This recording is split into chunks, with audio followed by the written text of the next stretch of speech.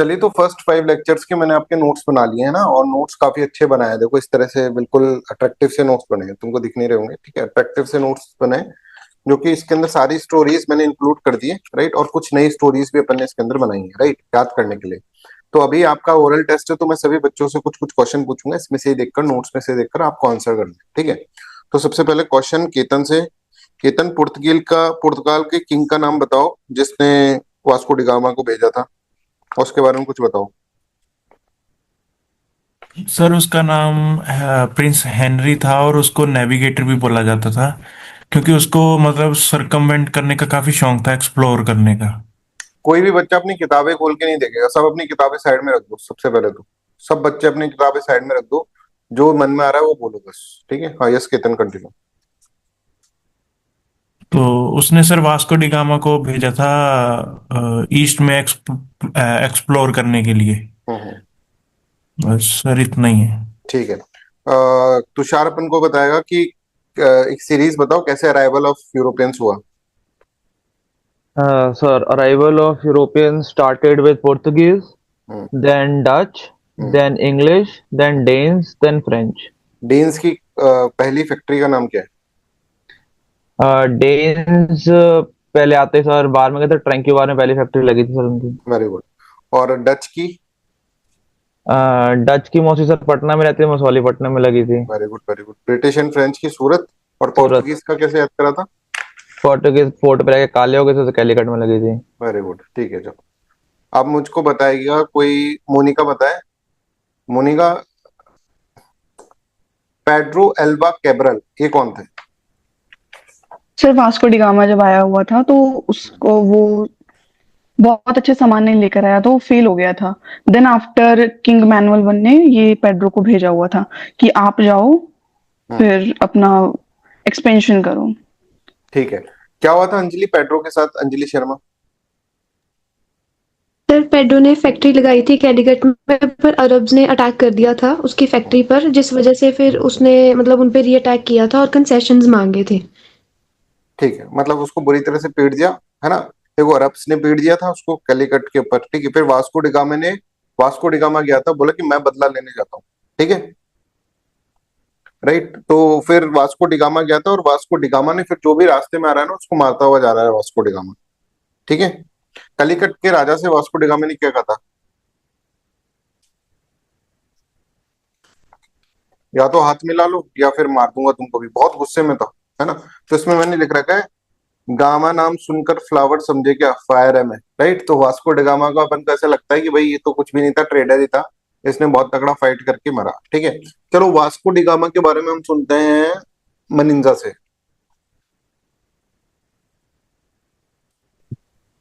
जी sir, Vasco D gamma जो थे वो जो पुर्तगाल से वहाँ के एक्सप्लोरर थे, तेज बोलो, तेज और थोड़ा। वही पहले के इंसान थे जो। तेज बोलो। हेलो। हाँ, तो तेज बोलो। वास्को डी गामा पुर्तगीज के एक्सप्लोरर थे, और वो फर्स्ट यूरोपियन थे वो मतलब भारत तक आए थे। उनसे पहले भी आए थे, लेकिन जो मॉडर्न हिस्ट्री के रेफरेंस में बोलते हैं तो हम वास्को डी गामा को ही बोलते हैं। हम्म। और उन्होंने हिस्ट्री भी मेड की थी, क्योंकि उन्होंने जो सिल्क रूट था उसको जो है वो सी रूट में कन्वर्ट कर दिया था। और सर उन्होंने जो रूट अपनाया था वहाँ मतलब सी रूट बनाने के लिए लिस्बन से कैलिकट तक, तो उन्होंने एक रूट अपनाया था लिस्बन और केप ऑफ गुड होप और मोजाम्बिक मोम्बासा, और एक एम और था वेरी मलिंदी, फिर वहां से सर कैलिकट आए थे वो। Very good. ये सबको रूट और याद उन्होंने रखना है ना, लिस्बन से लेकर कैलीकट तक का क्या रूट है सबको याद रखना है। Yes, please continue Manisha. हाँ सर, फिर उन्होंने अब्दुल मजीद की हेल्प ली थी, गुजरात के नवाल थे वो, हाँ, एक अब्दुल नवाल माजिद पायलट थे, जो थे उनकी वो हेल्प कहाँ ली मिले थी थे? मलिंदी ने कैलिकट कहाँ आया मिले था। थे अब्दुल माजिद? सर मलिंदी में। हाँ। आगे। फिर वो जमोरिन से मिले थे, और जमोरिन से उनकी मीटिंग अच्छी नहीं थी क्योंकि उनके गिफ्ट अच्छे नहीं थे, और अरब मर्चेंट का इन्फ्लुएंस बहुत ज्यादा था, और अग्रीमेंट अच्छा नहीं हुआ उनके बीच में, तो फिर वो वापस चले गए थे। हम्म।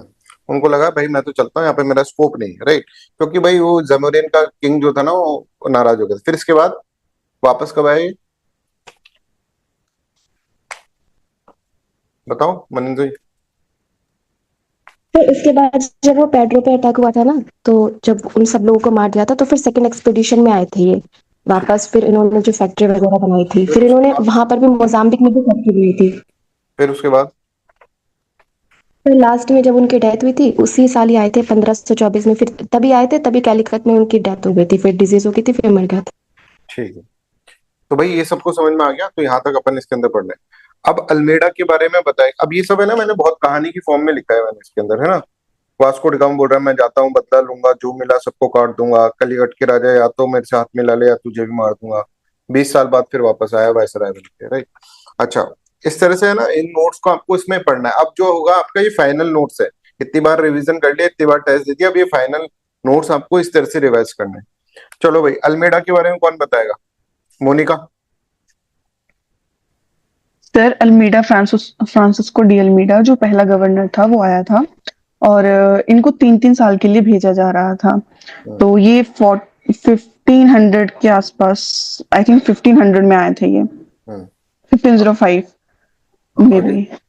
हाँ, फिर वो आए थे, इन्होंने ब्लू वाटर ट्रीटी किया, और बैटल ऑफ इनको battle of Cannanore and battle of Diu किया। ठीक है। और इनकी क्या पॉलिसी रहती थी इनकी? पॉलिसी ब्लू वाटर पॉलिसी थी, जिसमें ये वाटर था कि ब्लू वाटर पॉलिसी, दीप बताओ क्या थी ब्लू वाटर पॉलिसी, दीप। मतलब कि सी में जो कोई और शिप देखो, आ जा रही। मोनिका दीप से पूछ रहे हैं, दीप बताइए। सर ब्लू वाटर पॉलिसी में ये था कि इसको सी को अनेक्स करना था, उसके उसके अंदर इसने 4 पोर्ट थे जो उनको अनेक्स भी कर लिया था। उसमें एक कोचिन कोचिन था, 3 और थे सर उसमें जो पोर्ट इसने अनेक्स कर लिए थे। उसमें ये चाहता था कि मैं ना। अंजे दीवा, कन्नौर और क्यूलोन, है ना। Yes sir. चलो, अब मुझे ये बताओ, बैटल ऑफ दीव के बारे में बताओ, Anjali Sharma. Sir battle of due 1509 में हुई थी। जो फ्रांसिस्को डी अल्मीडा था उसको मतलब एक था कि मेरे पे रिस्पॉन्सिबिलिटी है कि मैंने इसको सिक्योर करना है, मतलब सी रूट को। तो इस वजह से जब अल्फोंसो डी अल्बर्की भी आए थे तो उन्होंने उसको भी हाउस अरेस्ट पे रख लिया था कि अभी मैं आपको पावर नहीं दे सकता, ये मेरे को रिस्पॉन्सिबिलिटी है कि मैंने सी रूट को सिक्योर करना है। तो उन्होंने 1509 में बैटल ऑफ ड्यू लड़ी थी जिसमें वो जीत गए थे। बैटल ऑफ ड्यू किस किस के अगेंस्ट में लड़ी थी? बैटल ऑफ ड्यू थी जमोरियन के खिलाफ। बहुत सारे थे लोग। अच्छा, जमोरियन थे, ऑटोमन था, इजिप्टियंस थे, अरब्स थे, ये सभी थे उसके अगेंस्ट। ममलुक्स, हम ऑटोमन्स, लोग। गुजरात सल्तनत और अरब ट्रेडर्स, ये सब थे, राइट। चलो तुषार, अल्फोंसो दे एल्बर्गो के बारे में बताओ, स्टोरी की तरह बताना पूरा। ओके। अल्फोंसो दी अल्बर्की आए थे इंडिया में 1509 में ही आ गए थे, 1515 तक रहे थे। ठीक है, तो इनके आते पहले इनको हाउस अरेस्ट कर लिया था। उसके बाद इन सोचा कि अब मेरे को कंसोलिडेट करना है, गोवा को अड्डा बनाना है। अड्डा बनाने के लिए याद करेंगे बस सारा, है ना। Yes, एडीए अल्फोंसो द एल्बर्गो अड्डा से याद कर रहे हैं हम। गोवा को अड्डा बनाना है, तो इन्होंने पहले गोवा को अनेक्स किया। बीजापुर सल्तनत यूसुफ आदिल शाह से पहला अटैक किया हिंदू लोकल की मदद से, पर वो अनसक्सेसफुल रहा। दूसरे अटैक में कब्जा लिया गोवा को। फिर इन्होंने अपना हेडक्वार्टर बना लिया था। ठीक है, परमानेंट एडमिनिस्ट्रेटिव हेडक्वार्टर गोवा को बनाया। फिर उसके बाद अब गोवा बैठे हैं सर, माल भी चाहिए, तो फिर मलक्का जाना पड़ेगा। फिर मलक्का 1511 में एनेक्स करते हुए इन्होंने वहां पे फोर्ट फमोसा बनाया कि ताकि साउथ ईस्ट का पूरा ट्रेड और चाइना के साथ वेरी गुड। तो अपन ने ऐसे करा था, गोवा में माल फूका, देन साइनाइड खा लिया, है ना। पॉलिसी ऑफ साइनाइड भी इसकी है, राइट। ऐसे अपन ने याद करा था, ठीक है। अच्छा, और कुछ रह गया तो अंजलि आप बता दो, अंजलि शर्मा, फिर मन दीप के पास जाते हैं। इसके अंदर कैसे और क्या क्या पॉलिसीज बनाई थी इसने अड्डा बनाने के लिए?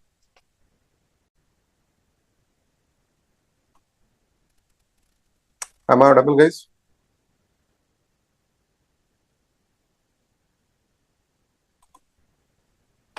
चलो, हाँ, तो अंजलि बता रही थी अपन को कुछ। हाँ जी अंजलि जी, प्लीज। मैं बता दूं। अच्छा, तुम बता रहे थे क्या? हाँ ठीक है, तुम बता दो क्या क्या और क्या क्या करा उसने। जी सर, फिर उसने मलक्का कैप्चर किया 1511 में, ताकि साउथ ईस्ट ट्रेड पे पूरा कैप्चर कर पाए। चाइना का मोनोपोली मलक्का में तोड़ा। फोर्ट फमोसा बनाया वहां पे। ठीक है, फोटे फमोसा बनाने के बाद फोटे फमोसा बनाया एंड देन उसने हारमोस पे 1515 में कैप्चर करके वही उसका फाइनल था, ताकि वेस्टर्न गेटवे बना दे पूरा ओशन को, वेस्टर्न गेटवे ओपन कर दे पोर्टुगीज ट्रेड के लिए, और पूरा का पूरा कंट्रोल कर लिया, और गोवा ऑन द मिडल था, पूरे पूरे सी रूट पे कंट्रोल कर लिया था उन्होंने, ठीक है। मालाबार कोस्ट पूरा उनका हो गया था सर। अच्छा, अब इसने एक काम और करा था, इसने बोला कि भाई हमारे लोग जो हैं वो बिना फैमिली के तो दिक्कत करेंगे, ठीक है, तो ये परेशान होंगे जबरदस्ती, तो उनकी वहां की लोकल लेडीज से इसने शादी करना स्टार्ट कर दिया कि यहीं घर बसा लो भैया, एक घर यहाँ बसा लो, एक घर आप पुर्तगाल के अंदर बसा लेना। इसके बाद अगर हम देखेंगे तो उसके अंदर भाई अब लड़कियां मिलती नहीं थी क्योंकि सबको जला देते थे, है ना, तो सती को अबॉलिश इसने करा, ऐसे अपन को याद रखने के लिए करना है, right. I hope this is clear. अब नूनो दा कहना एक सेकंड मनिंजा से पूछ लेते हैं, फिर दीप के पास चलेंगे। सब सुनते रहो, ऐसा नहीं कि सर मेरे से नहीं पूछ रहे हैं ना, जो दिख रहा है उससे पूछ रहे हैं, जो सब सुनते रहो, और सुनते सुनते फिर सब याद करते रहो इन फैक्ट्स को। यस, नूनो दा कुना। कुनो का जो टाइम पीरियड था वो सिर्फ 1529 से 38 था। फिर उन्होंने सबसे पहला जो काम किया था, उन्होंने हेडक्वार्टर शिफ्ट कर दिया था सर। पहले जो कोची में हेडक्वार्टर था उन्होंने वो गोवा में शिफ्ट कर दिया, और गोवा में शिफ्ट करने के बहुत सारे रीजन थे, जैसे कि क्यों गोवा करा? जो है वो एक ज्यादा बेहतर हार्बर था। जी सर, ज्यादा बेहतर हार्बर था कोची के कंपेयर में। और सर स्ट्रैटेजिक लोकेशन उसकी जो थी वो ऐसे मतलब बहुत ही ज्यादा अच्छी थी, जो अरब मतलब अरब सी पे भी नजर रख सकते थे और वेस्टर्न कोस्ट पे भी नजर रख सकते थे। तो इसीलिए मतलब उन्होंने गोवा में शिफ्ट कर दिया था हार्बर वहाँ का। और सर उन्हीं के एडमिनिस्ट्रेशन के टाइम में मतलब बहुत ही सारी चीजें उन्होंने की थी। और जो क्या कहते हैं, ध्यान नहीं आ रहा चलो फिर सर, उन्होंने जो क्या कहते आगे हैं दीप सेंटर बनाए थे पोर्तुगीज दीप के बताइए, सीरियस में। दीप बताइए इसका। Yes Deep please. और सर इन्होंने डीयू को पूरा अनेक्स कर लिया था, क्योंकि अल्मेडा के टाइम पे वो प्रॉपर एनेक्स नहीं हुआ था, तो इसने पूरा एनेक्स कर लिया था डीयू को। एक लोकल किंग था, उसका भी कुछ था दीप, वो हुमायूं से डरता था, ऐसा कुछ था ना?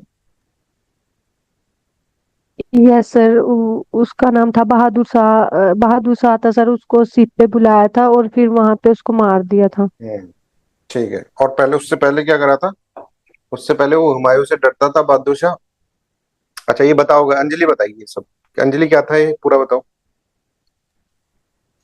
सर जो बहादुर शाह था उसको हुमायूं से डर था कि वो मतलब उनके मतलब अटैक कर देगा उसके ऊपर, तो उन्होंने इनसे हेल्प मांगी थी, जिसके बदले में उसने प्रॉमिस किया था कि मैं डीयू और बेसिन का वो दे दूंगा। बेसिन तो इन्होंने 1534 में ही दे दिया था, बट जैसे कि हुमायूं 1536 में बिना लड़े ही मतलब चला गया था वहां से, तो जिस वजह से उन्होंने मना कर दिया कि हम नहीं देंगे आपको डीयू का फोर्ट, जिस वजह से उन्होंने अपनी शिप पे बुलाया था और उनको मार दिया था और अनेक्स कर लिया था 1537 में। वेरी गुड, ठीक है चलो। अब आगे हम कहें तो एक सेकेंड,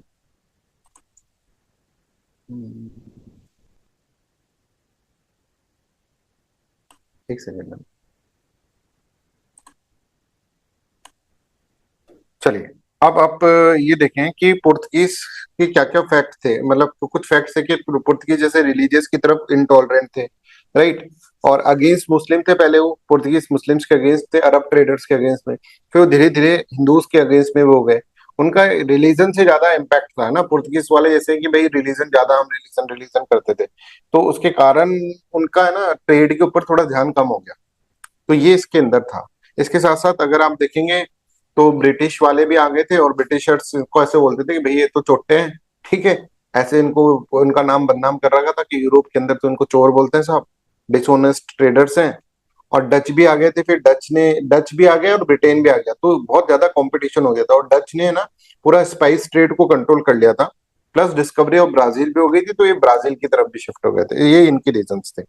अच्छा, मुझको ये बताओ केतन, कि डच के अंदर 1596 में डच का कौन सा बंदा आया था जो कि फेल हो गया, वो बन नहीं पाया यहाँ पर, क्या नाम था उसका?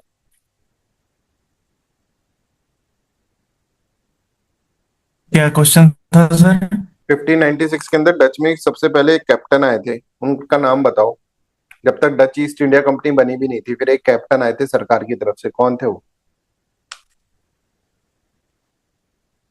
होटमैन। बिल्कुल, कॉर्नेलिस होटमैन। अब ये कहानी का थोड़ा सा आगे का भाग सुनो। डच की जो मौसी थी ना, उसने बोला था कि आजा बेटा डच, तू आजा मेरे घर पे, मैं तेरे को है ना हॉट हॉट कॉर्न खिलाऊंगी, हॉट कॉर्न खिलाऊंगी, ठीक है। वो गया उसके घर पे, पर उसको खिलाया नहीं। तो फिर उसने सोचा कि अब मैं पूरी कंपनी के साथ आऊंगा। तो फिर 1602 के अंदर कंपनी बनाते हैं डच, नेदरलैंड की सारी कंपनीज को अमलगेट करके एक कंपनी बनाई जाती है, डच ईस्ट इंडिया कंपनी, जिसको प्यार से अपन वीओसी भी बोलते हैं, ठीक है। अच्छा, कोई मेरे को बताएगा, अंजलि शर्मा या फिर मोनिका बताएगी, डच का क्या फोकस था बेसिक, किस किस चीज के ऊपर फोकस करके आए थे डच, क्या करना था उन्हें? तो ट्रेडिंग के लिए बेसिकली आए थे, इनका ये नहीं और था कि ट्रेडिंग हमें किसके अंदर? स्पाइसेस। स्पाइसेस के अंदर, ठीक है। तो उनका बेसिक ये था, स्पाइसेस के अंदर हमको क्या करना है, अपना फोर्ट एस्टेब्लिश करना है। मतलब हम क्या करेंगे, मसाले जो होंगे ना उसके अंदर। अब मसाले कैसे, क्योंकि मौसी कॉर्न खिलाएगी ना, हॉट कॉर्न, तो कॉर्न में मसाले डालेंगे, तो इसलिए मसाले से डच को याद करना है, ठीक है। डच को मौसी से याद कर लिया, पटना में मौसी रहती थी, मौसी कॉर्न खिलाएगी, hot man corn, hot man corn, hot hot corn, right. फिर मसाले, कॉर्न में मसाले डालेंगे। तो इस तरह से अपन ने स्टोरी को थोड़ा सा आगे आपके लिए बढ़ाया। उसका दूसरा सबसे एक कॉम्पिटिटर, सबसे बड़ा कॉम्पिटिटर डच का कौन था उस वक्त जब वो आए थे? पोर्तुगीज। पोर्तुगीज, वेरी गुड, ठीक है, पोर्तुगीज था। अच्छा, एक बार बताओ कि अब जैसे अपन ने पोर्तुगीज कंप्लीट कर लिया, पोर्तुगीज के बारे में आपस में कोई कुछ बोलना चाहता है क्या? जैसे एक एक लाइन, सब दो दो लाइन पोर्तुगीज के बारे में बोले। तो तुषार से स्टार्ट करते हैं, कुछ भी जो उनके मन में आता है। जल्दी जल्दी बोलना है, सर एक्सटेम्पर है। Sir Portuguese were the first European power to come to India and discover the sea route and open the trade route for every other imperial power, ठीक so है, that टाइम भी colonialism could begin from मनिंजा, there. मनिंजा 10 second का time दे रहा हूँ, मनिंजा बोलो sir भाई। Portuguese आए, उन्होंने सब कुछ अच्छा किया, गवर्नर्स बहुत अच्छा काम कर रहे थे उनके, लेकिन जो उनका डिक्लाइनिंग रीजन था वो ज्यादा मतलब ऐसा लग रहा था कि अगर वो थोड़ा सा भी बेहतर सोच सकते या थोड़ा सा भी फॉरकमिंग का सोच सकते थे तो उनका डिक्लाइन इतनी जल्दी नहीं होता, क्योंकि उनके गवर्नर्स बहुत अच्छे थे, पॉलिसीज अच्छी थी, उनका ओवरऑल मतलब जो डेवलपमेंट था वो अच्छा चल रहा था। बट सडनली उनका जिन रीजन से डिक्लाइन हुआ, अगर वो थोड़ा सा भी काम अच्छा करते तो वो उस डिक्लाइन को रोक सकते थे और मे भी हो सकता था फर्दर और अच्छा मतलब। Time, time up. Anjali Sharma. Sir उनके डिक्लाइन के रीजन यही थे कि मतलब उनका रिलीजियस सेंट्रिक पॉलिसी हो गई थी कि रिलीजन वो इंटॉलरेंट थे, स्लेव ट्रेड था, पायरेसी थी उनकी पॉलिसीज में, और जो करप्शन भी करते थे, और जैसे कि मतलब रॉन्ग पॉलिसीज यूज करने लग गए थे एक टाइम के बाद, जिस वजह से उनका डिक्लाइन होना शुरू हो गया बाकी इंपीरियल पावर्स के आते ही। केतन 10 सेकंड में कुछ बोलो पोर्तुगीज के बारे में, 10 सेकंड है तुम्हारे पास। सर जो नीनो डी चुना था उसको, मतलब उसने बेसिकली कोई बैटल नहीं लड़ी थी। बिना बैटल लड़ी उसको मतलब कुछ एरियाज मिल गए थे, जैसे बासीन बासीन का मिला था। और सर उसके टाइम में ये हुआ था कि दो मिशनरीज थे, एंटोनियो और रोडोल्फ, उनको अकबर के कोर्ट में भी भेजा गया था ताकि वो अकबर को क्रिश्चियनिटी की तरफ टिल्ट कर सके। यस, मोनिका। जैसे कि अल्मीड़ा था वो सी रूट को कैप्चर करने पे था, और जो अल्बुर्की था वो लैंड रूट को कैप्चर करने के लिए था। इन दोनों की आपस में कंफ्लिक्ट था, अगर ये लोग साथ में चलते तो और लंबा कर सकते थे ट्रेड ये सब। ओके, साथ में तो चलते ही नहीं, क्योंकि एक कहने के बाद दूसरा आता नून। ठीक है, चलो दीप बताएंगे। दीप 10 सेकंड है, कुछ बोलो। सर जैसे वास्को डी गामा पहले आया था बट उसकी डील अच्छी नहीं हुई थी, अगर वो थोड़ा और उसको अच्छे तरीके से डील करता और अच्छे अच्छे गिफ्ट लेके आता तो पुर्तगेसीज का जो ट्रेड है वो जल्दी ही इंडिया में स्टार्ट हो सकता था। ठीक है, तो मतलब स्टार्टिंग में अगर वो थोड़ा सा और सही बोला इसने, जैसे कैप्टन हॉकिंस आए थे, राइट, कैप्टन हॉकिंस ने आते ही उनको एक तरह से इंप्रेस कर लिया था, ठीक है। चलो, तो अपन अब इसके बारे में, अब डच के बारे में अपन पढ़ते हैं। तो डच के बारे में अपन इस तरह से, अच्छा, अब डच के अंदर एक और है कि पुर्तगीज के अंदर है ना, आते उन्होंने क्या करा, पुर्तगीज देखो दो काम थे उनके, एक तो मसाले मौसी के लिए, और दूसरा पुर्तगीज के ऊपर उनको ट्रेड करना था, राइट। तो पुर्तगीज के कैंप में आते उन्होंने नाग छोड़ दिया, है ना, नाग। तो सबसे पहले उन्होंने आते ही नागपट्टनम जो था वो पुर्तगीज के पास था, उसको कैप्चर करा, ठीक है। I hope this is clear. कोई भी मुझको 5-6 फैक्ट्रीज के बारे में बताएगा? अंजलि, 5-6 फैक्ट्रीज के नाम बताओगे डच की?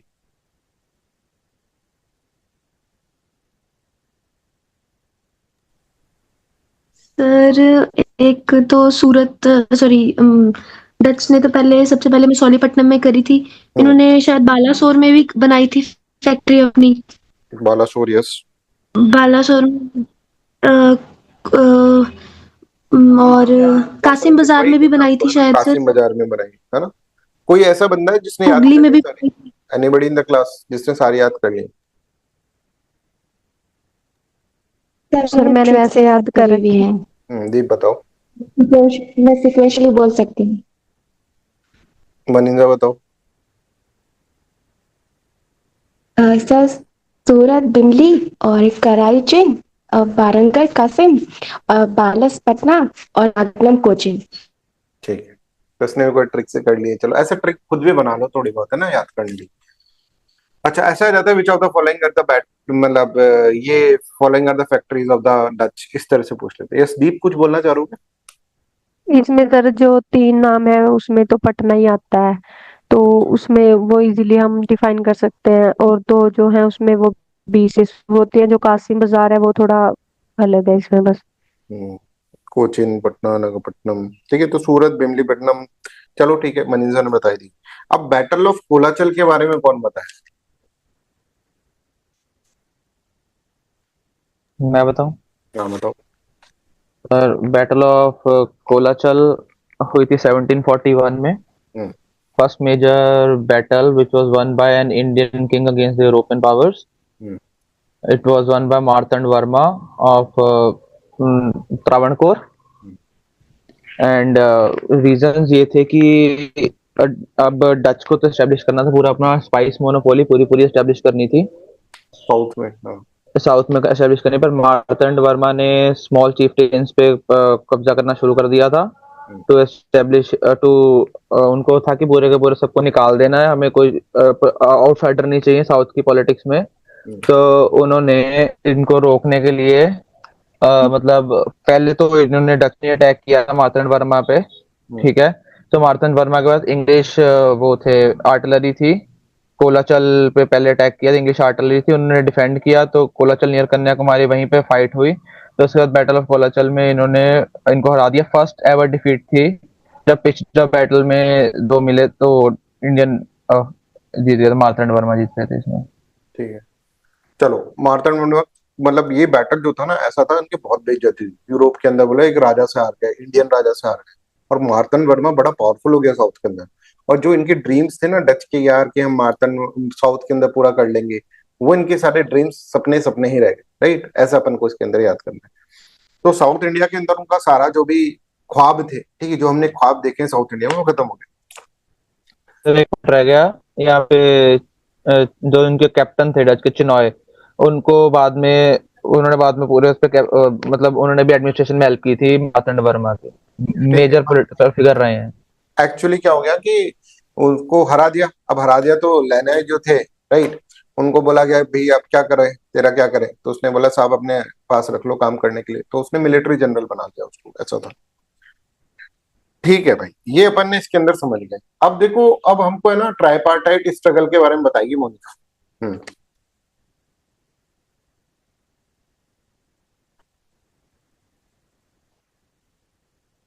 मोनिका बताओ।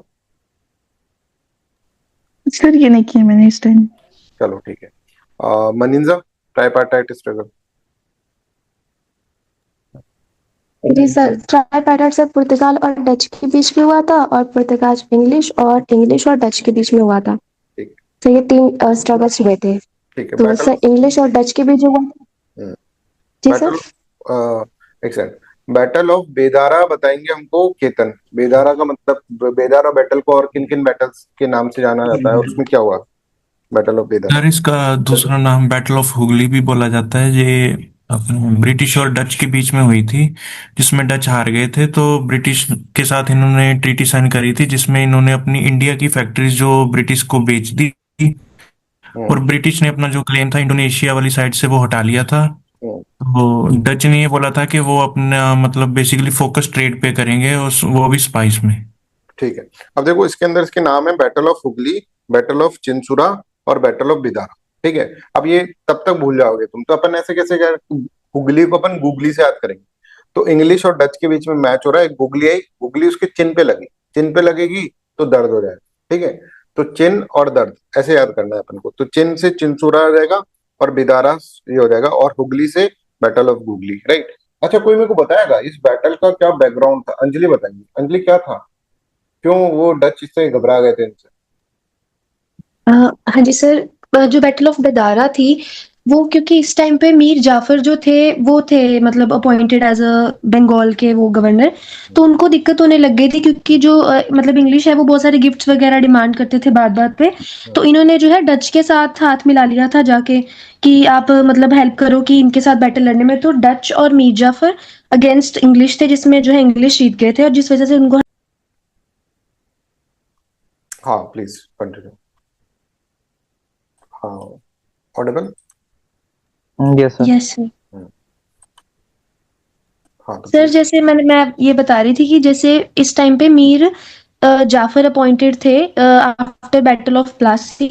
और उनको दिक्कत होने लग गई थी उनसे उनसे क्योंकि वो ज्यादा वो गिफ्ट्स वगैरह उनको मतलब डिमांड्स रखते थे जिस वजह से उन्होंने डच के साथ जाके हाथ मिला लिया था और अगेंस्ट इनके बीच में बैटल हुई थी। सर मैं बताऊं? अच्छा, मैं बताऊं? तो बताइए। या ये थोड़ा उल्टा हो गया। मिक्स कर दिया। बताऊं? हाँ, तो चार बताएगा। Yes sir. तो ब्रिटिश बैटल ऑफ प्लासी खत्म हुई 57 में। मीर जाफर ब्रिटिश का पपेट। तो अब डच को तो और ही प्रॉब्लम, तो उन्होंने बटाविया जावा से अपनी फ्लीट बुला ली। बटाविया जावा से जैसे सोल्जर्स बुलाए तो उसके बाद इन्होंने अटैक कर दिया कोलाचल पे, कोस्ट पे आए और उन्होंने अटैक कर दिया ब्रिटिश पे। तो ब्रिटिश ने अपने डिफेंसमैन पे अटैक किया, इनको हरा दिया। उसके बाद पूरी 1824 में ट्रिटी हुई, सारी टेरिटरी ले ली, इनको इंडोनेशिया दे दिया, पेपर ट्रेड में हो गए, मलक्का को हाँ, बाउंड्री बना दिया। बैटल ऑफ प्लासी के बाद मैंने इसमें लिख रखा है ना, बैटल ऑफ प्लासी के बाद डच को डर लगा कि ब्रिटिशर्स तो वाट लगा देंगे बंगाल में, तो जावा से फोर्सेस बुलवा ली, देन अटैक। फिर डच ने अटैक करा और डच को ही पिटाई पड़ गई, ठीक है। तो डच बोला भाई गलती हो गई। तो अब ब्रिटेन ब्रिटिश से उसने कहा कि देख भाई तू इंडोनेशिया मत आना, हम क्या करेंगे, हम एक तरह से इंडिया नहीं आएंगे, राइट। अच्छा, एक स्टेट ऑफ मलाका से रिलेटेड भी ट्रेटी के अंदर कुछ था, कोई बताएगा? दीप बताइए, दीप।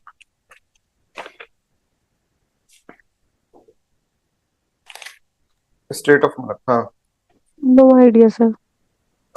फिर कौन बताएगा? मोनिका को तो पता नहीं होगा, अभी पढ़ा नहीं उसने। मनिंजा बता दो, आप बता दो मनिंजा।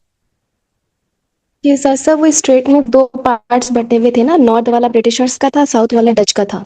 ठीक है, तो ऐसे नॉर्थ वाला ब्रिटिशर्स का है, साउथ वाला डच का है, ये आपको याद रखना है कि ये एक तरह से बाउंड्री हो गई स्टेट ऑफ मलाका। उसके ऊपर तुम रहना, नीचे हम रहेंगे, राइट। सर हाँ जी, अंजलि। सर फिर जैसे मतलब पता नहीं कहाँ पढ़ा है ये कि मीर जाफर ने डच का साथ दिया था और क्योंकि उसके बाद वो हट भी गया था जैसे प्लासी की बैटल के बाद पहले मीर जाफर को अपॉइंट किया था फिर 1760 में मीर कासिम को फिर से अपॉइंट कर लिया था। उसका कोई रीजन नहीं पता लगा था। तो उसका रीजन मैंने जब सर्च किया था तो यही आया था कि उसको बैटल ऑफ बेदारा में उन्होंने इंग्लिश का साथ दिया था, सॉरी डच का साथ दिया था, इस वजह से उनको हटा दिया था। ऐसा नहीं था? हो सकता है, हो भी सकता है, एक बार देखना पड़ेगा इसको, है ना। यस सर, मैंने तभी इस तरह से बोला क्योंकि मुझे था यही रीजन है। हमें को एक बार देखना पड़ेगा इसके अंदर, है ना, देख के ओके बता। सर। हो सकता है रीजन, ठीक है। यस। अच्छा, अब ये बताओ कि डच का डिक्लाइन क्यों हुआ बच्चों? Why Dutch decline? एक एक रीजन से बताएंगे, मोनिका अगर बता पाओगे तो। सर ये काफी बैटल्स में हार गए थे, जैसे कोलाचल बैटल में हार गए। ठीक है, और रीजन मनीषा।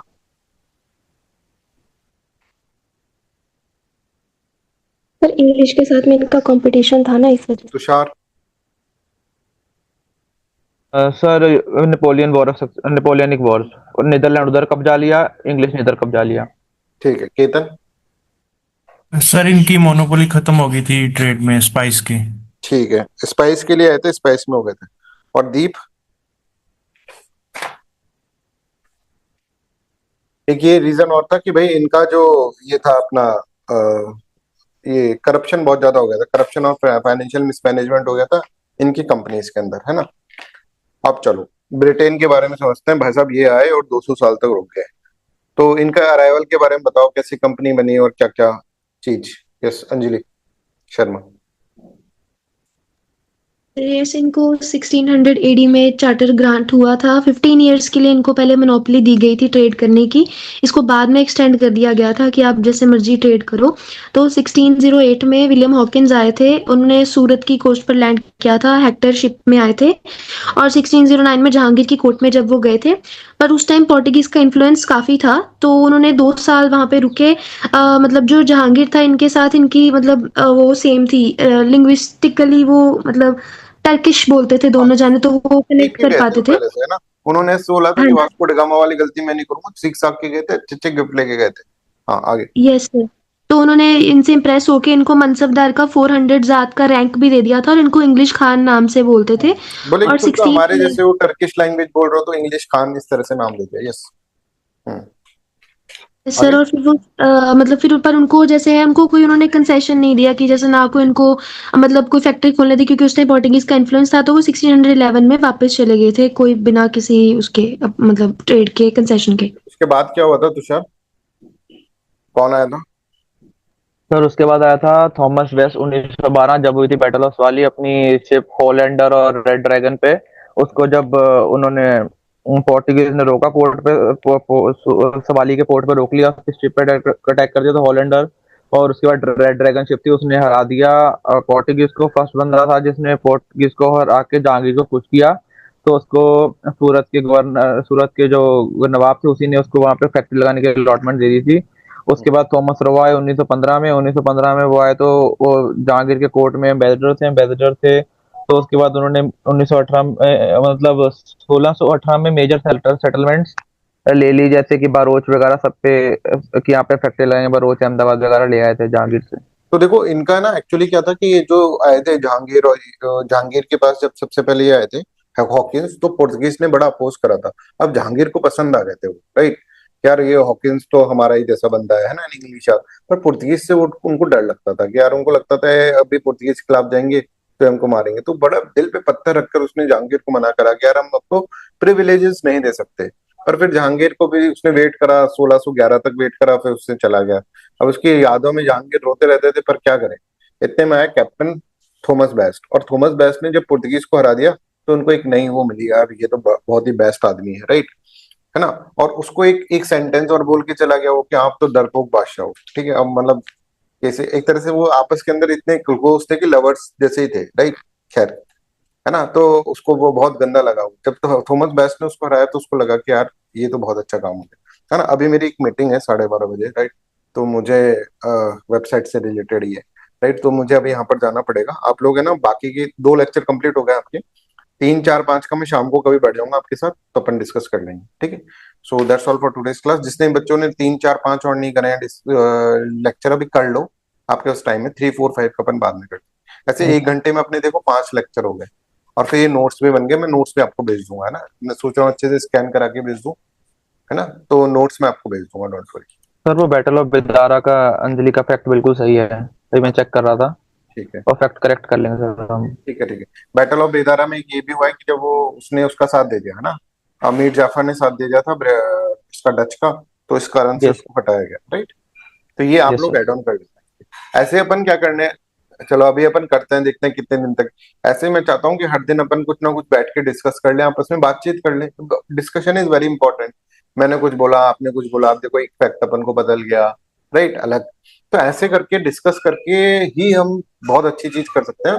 और 1 घंटे के अंदर अपने 5 लेक्चर कंप्लीट हो जाएंगे, उसमें क्या बुराई है। तो 1 घंटे में 5 लेक्चर तुमने भी रिवाइज कर लिए, मैंने भी नोट्स बना लिए, आपका भी काम हो गया, मेरा भी काम हो गया, नोट्स बन गए भाई। मैं आपको ही दे दूंगा फिर अल्टीमेटली, ठीक है। तो आपके नोट्स भी बन रहे हैं साथ साथ में, ये भी हो रहा है, और आपस में डिस्कशन भी कर रहे हैं, दिमाग भी खुल रहा है, राइट। ऐसे करके हम सारे सब्जेक्ट्स वैसे करने की सोच रहे हैं। पर समय की किल्लत है, आप लोगों को पता है। पर जितना मेरे से बन पाएगा मैं करूंगा, ठीक है। So that's all for today's class. Thank you so much.